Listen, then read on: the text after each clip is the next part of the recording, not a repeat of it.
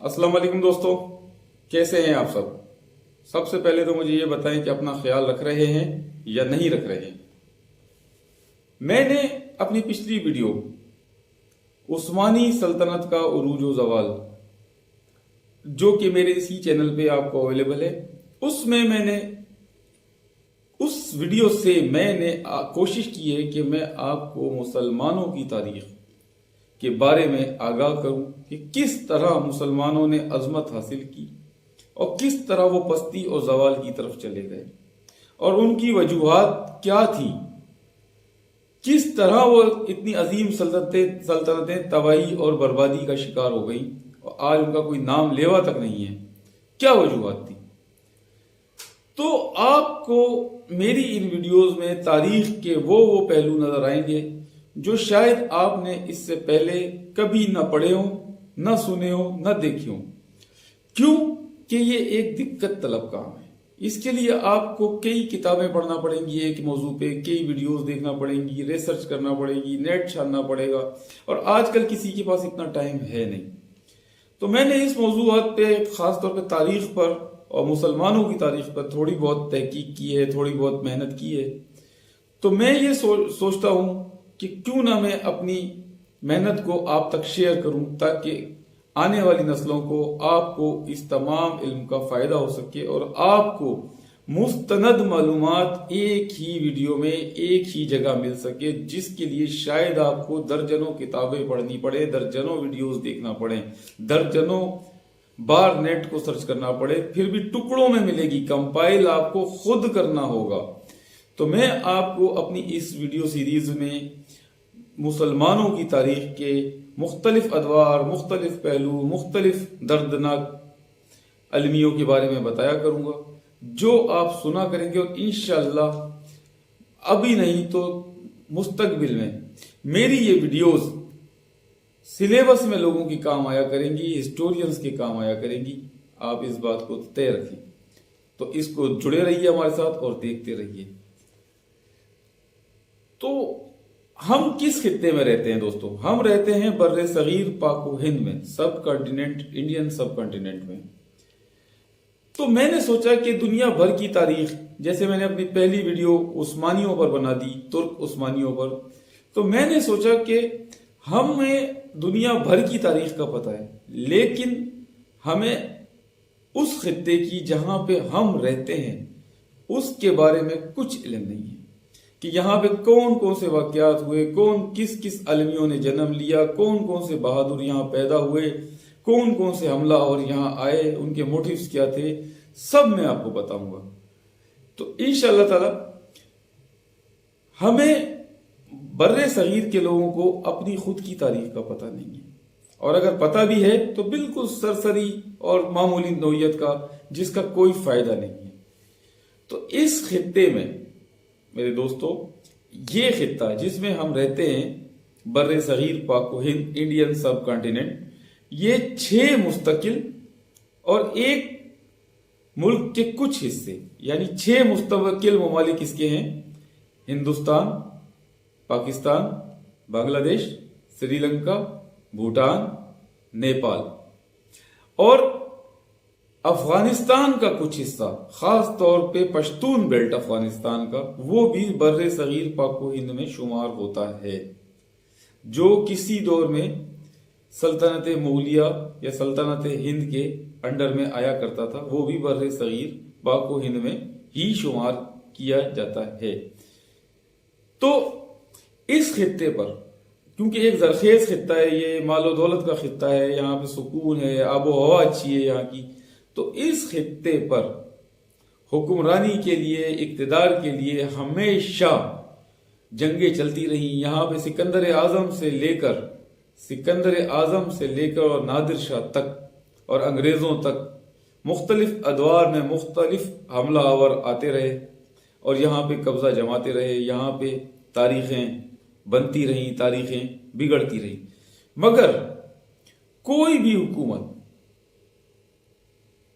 इतना अरसा नहीं चली। कोई 20 साल चली, कोई 35 साल चली, कोई 40 साल चली, कोई 70 साल चली, लेकिन एक सल्तनत मुगलिया एक वाहिद सल्तनत है जिसने اس خطے پر 350 سال مستقل بلا شرکت غیر حکومت کی 1525 سے لے کے 1857 تک مستقل مغل حکومت بر صغیر پاک و ہند پر قائم رہی. بنگال سے لے کے اور کابل تک سارا علاقہ جو ہے یہ سلطنت مغلیہ میں شامل تھا. تو تاریخ کے جس پہلو پر ہم اس ویڈیو سیریز میں بات کریں گے وہ یہ ہے کہ کس طرح چند ہزار لوگوں نے اس سلطنت کو قائم کیا اور اتنی عظیم سلطنت جو 350 سال قائم رہی کس طرح وہ زوال پذیر ہوئی اور آخرکار اس کا دردناک انجام کیا ہوا اور وہ کون سا مرحلہ تھا جب اس سلطنت کی تباہی کا یا اس کی تباہی کی داستان کا آغاز ہوا. یعنی تباہی کا مغلیہ سلطنت کی تباہی کا نقطۂ آغاز کیا تھا. کیونکہ میرے دوستو کئی دفعہ ایسا ہوتا ہے کہ تباہی وہ نہیں ہوتی جو دنیا کو نظر آ رہی ہوتی ہے، بلکہ تباہی کا نقطۂ آغاز تباہی کے مکمل ہونے سے کئی 100 سال پہلے شروع ہو چکا ہوتا ہے. وہ واقعہ پیش آ چکا ہوتا ہے جو اس مکمل تباہی کا سبب ہوتا ہے، مگر لوگوں کو اس کی سمجھ نہیں آتی. تو آج اس مغلیہ سلطنت کا عروج و زوال اس ویڈیو کا پہلے پارٹ کا پہلا ٹاپک ہے کہ مغل آخر ہیں کون؟ مغل کون ہے آخر؟ تو سب سے پہلے تو یہ سمجھ لیں کہ پاکستان میں زیادہ تر رہنے والے جو اپنے آپ کو لوگ مغل کلیم کرتے ہیں، جو کہتے ہیں کہ ہم مغل ہیں، وہ اپنے آپ کو پٹھان تصور کرتے ہیں. کیا تصور کرتے ہیں؟ پٹھان. وہ سمجھتے ہیں کہ مغل جو ہیں وہ پٹھان ہیں، مگر یہ بات بالکل کلیئر کریں کہ مغل پٹھان نہیں ہے. مغل بنیادی طور پر منگول قوم سے تعلق رکھتے ہیں. مغل بنیادی طور پہ منگول قوم سے تعلق رکھتے ہیں اور انڈیا میں ان کا نام بگڑ کر منگول سے مغل پڑ گیا، جو کہ ایک غلط العام ہے، لیکن اب ہے تو مغل ہی کہا جائے گا ان کو. مغل قوم کو بر صغیر میں لانے والے شخص کا نام ہے ظہیر الدین بابر، جو اپنے ساتھ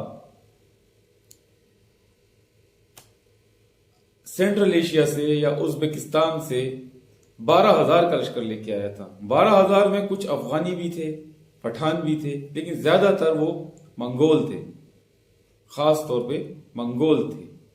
ان منگولوں نے یہاں پہ آ کے شادیاں کی، سب کچھ کیا، یہاں رچ بس گئے. 350 سال مغل ایرا چلا.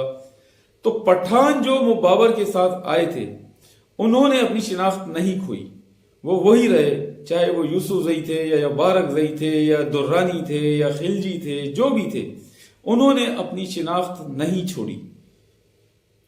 مغل قوم وہی ہے جو بابر کے ساتھ آنے والے منگولوں کی اولادیں ہیں. منگولوں کا مطلب ہے کہ منگولوں نے جو لشکری تھے، ان کے سپاہی تھے، فوجی تھے، انہوں نے یہاں آ کے ہندوستان میں شادیاں کی، ان سے اولادیں ہوئیں، پھر در اولادیں ہوئیں، پھر در اولادیں ہوئیں. تو وہ قوم آج پاکستان میں مغل کہلاتی ہے.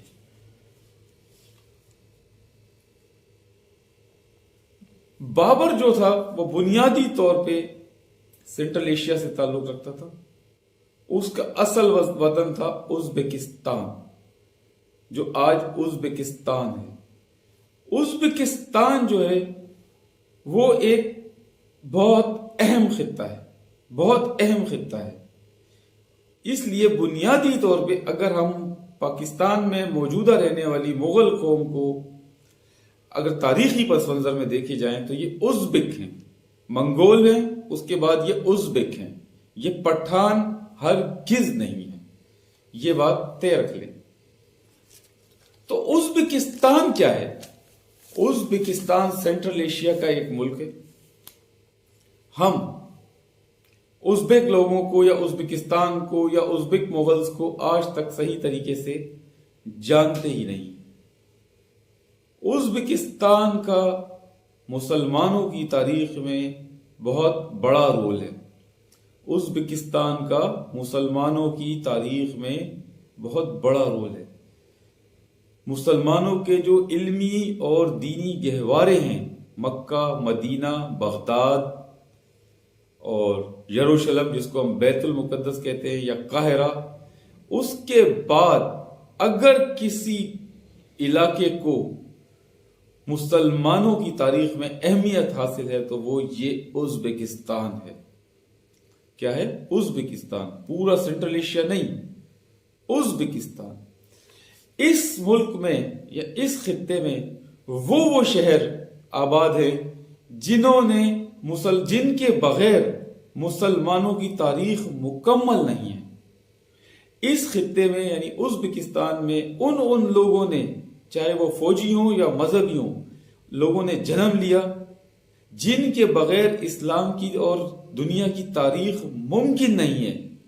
یہ اتنا ثمرآور خطہ ہے ازبکستان۔ کس طرح؟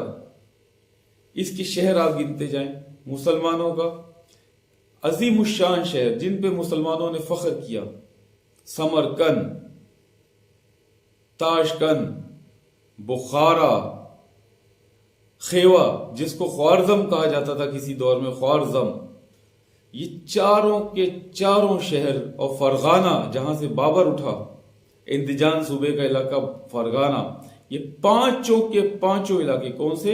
سمرقند، تاشقند، فرغانہ، بخارا اور خیوا جس کو کسی دور میں خوارزم کہا جاتا تھا، یہ پانچوں کے پانچوں ازبکستان میں ہیں۔ آپ بتائیں سمرقند کے بغیر مسلمانوں کی تاریخ مکمل ہے؟ بخارا کے یا خوارزم کے بغیر مسلمانوں کی تاریخ مکمل ہے؟ فرغانہ کے بغیر مسلمانوں کی تاریخ مکمل ہے؟ نہیں ہے۔ اسی طرح بڑے بڑے مذہبی اسکالر، سب سے بڑے جو آج صحیح احادیث کی کتابوں کا سلسلہ ہمارے پاس ہے، 4 کتابوں کا، امام صحیح بخاری، مسلم، ترمذی، مالک، تو اس میں جو سب سے احادیث کی مستند کتاب ہے اس کے مصنف امام محمد البخاری، وہ بھی ازبک تھے۔ سمرقند کے قریب ایک گاؤں میں پیدا ہوئے اور سمرقند میں وہ مدفون ہوئے۔ ساری عمر انہوں نے سمرقند میں گزاری اور سمرقند سے انہوں نے در در گھوم کے محنت کر کے احادیث اکٹھی کی، جو آج قرآن شریف کے بعد ہم سب سے جو مستند احادیث سمجھتے ہیں جس کو صحیح بخاری، وہ ایک ازبک نے لکھی ہے، وہ کسی عربی نے نہیں لکھی، کسی عربی نے مرتب نہیں کی، وہ صحیح بخاری ایک ازبک نے مرتب کی ہے۔ تو آپ مقام سمجھے ازبک قوم کا کہ ازبک قوم کہاں میٹر کرتی ہے۔ اس کے بعد البیرونی جو 17 حملوں میں محمود غزنوی کے ساتھ انڈیا آیا، محمود غزنوی کا دست راست تھا۔ پاکستان کے علاقے پنڈ دادن خان میں آج بھی قلعہ نندنا موجود ہے، جہاں پر بیٹھ کر اس نے زمین کا قطر نکالا، جو آج بھی معمولی سی کمی بیشی کے ساتھ صحیح مانا جاتا ہے۔ ابو ریحان البیرونی بھی ازبک تھا۔ اس کے بعد الخوارزمی، اتنا بڑا میتھمیٹیشین، الجبرا کا موجد الخوارزمی، وہ بھی ازبک تھا۔ اس کے بعد امیر تیمور، جس نے اس وقت کی آدھی سے زیادہ معلوم دنیا فتح کر لی، اس کی مملکت اس وقت کی آدھی سے زیادہ معلوم دنیا پہ قائم تھی، امیر تیمور، وہ بھی ازبک تھا۔ اس کے بعد اس کا بیٹا مرزا شاہ رخ اور ملکہ گوہر شاد، اس کا بیٹا مرزا شاہ رخ اور مرزا شاہ رخ کی ملکہ گوہر شاد، جو کہ اس وقت ہرات اور خراسان اور ایران کا حاکم تھا اپنے باپ کے بعد، اور ان لوگوں نے، اس کی ملکہ گوہر شاد نے امام رضا کا روزہ مشہد میں تعمیر کروایا نئے سرے سے، اور آج بھی مشہد میں امام رضا کے روزے کی جو نیلی دیوار ہے وہ ملکہ گوہر شاد کی یادگار ہے آپ کے پاس۔ اس کے علاوہ ظہیر الدین محمد بابر، جس نے سلطنت مغلیہ کی بنیاد رکھی اور 350 سال سلطنت پاک ہند بر صغیر پاک و ہند پر حکومت کی، اس کی اولادوں نے، وہ بھی ازبک ہے۔ اس کے علاوہ ایک اور پرسنالٹی ازبکستان کی، ایک اور پرسنالٹی جس کا جواب ہی نہیں ہے، جس کا جواب ہی نہیں ہے، وہ ہے جلال الدین خوارزم شاہ۔ جلال الدین خوارزم شاہ، خوارزم کا حکمران، آج خیوا کہتے ہیں اس علاقے کو، ازبکستان کا شہر ہے خیوا۔ جلال الدین خوارزم شاہ ایک اتنا بڑا بہادر کہ اگر چنگیز خان کو زندگی میں اس کی کسی شخص نے شکست دی پہلی اور آخری دفعہ تو وہ جلال الدین خوارزم شاہ تھا۔ پھر بھی اس نے آخری چٹان وہ ثابت ہوا چنگیز خان اور مسلمانوں کے درمیان، آخری چٹان تھا وہ۔ اس کے بعد چنگیز خان کو کوئی نہیں روک سکا، اس نے مسلمانوں کی اینٹ سے اینٹ بجا دی۔ جلال الدین خوارزم شاہ، یہ وہی جلال الدین خوارزم شاہ ہے جو منگولوں سے لڑتے پاکستان میں دریائے سندھ کے کنارے اٹک تک آ گیا۔ یہاں پر بیٹل آف انڈس، دریائے سندھ کی جنگ کے نام سے ایک عظیم جنگ جلال الدین خوارزم شاہ اور چنگیز خان کی فوجوں کے درمیان ہوئی، جس میں چنگیز خان اور اس کے 4 بیٹے بذات خود موجود تھے۔ اور جب اس جنگ میں شکست ہوئی جلال الدین کو، تو اس نے اٹک کے مقام پر ایک اونچی چٹان سے دریائے سندھ میں، جو اس وقت ایک سمندر کا منظر پیش کرتا تھا جس پہ نہ ڈیم تھے نہ بیراج تھے، جمپ لگائی اور گھوڑا تہراتے ہوئے آج کے پنجاب یا انڈیا میں یا آج کے پنجاب میں جا کے اترا، جس کو دیکھ کر چنگیز خان حیرت زدہ رہ گیا اور اس نے کہا کہ میرے 4 بیٹوں جو عظیم سلطان بنے، چوغتائی، یوگدائی، جوجی، ان سب کے علاوہ ان سب کے بجائے چنگیز خان کا مشہور قول ہے کہ میرا صرف اگر ایک بیٹا ہوتا جلال الدین تو میں دنیا کو کبھی کا فتح کر چکا ہوتا۔ تو میرے بھائیوں، ازبک قوم ایک بہت طاقتور اور لڑاکا قوم ہے، اور پاکستان میں رہنے والی منگول قوم یا مغل قوم آج یہ بنیادی طور پہ ازبک ہیں، اور انہوں نے سلطنت مغلیہ کے طور پہ 350 سال تک انڈیا پہ حکومت کی۔ انشاءاللہ تعالی نیکسٹ ویڈیو میں آپ کو مزید معلومات دیں گے۔ اگر میری باتیں آپ کو سمجھ میں آ رہی ہیں، میری ویڈیوز آپ کو پسند آ رہی ہیں، تو میرے چینل کو سبسکرائب کریں، لائک کریں، شیئر کریں، تاکہ زیادہ سے زیادہ ویڈیوز آپ تک بھی پہنچیں اور دیگر لوگوں تک بھی پہنچیں۔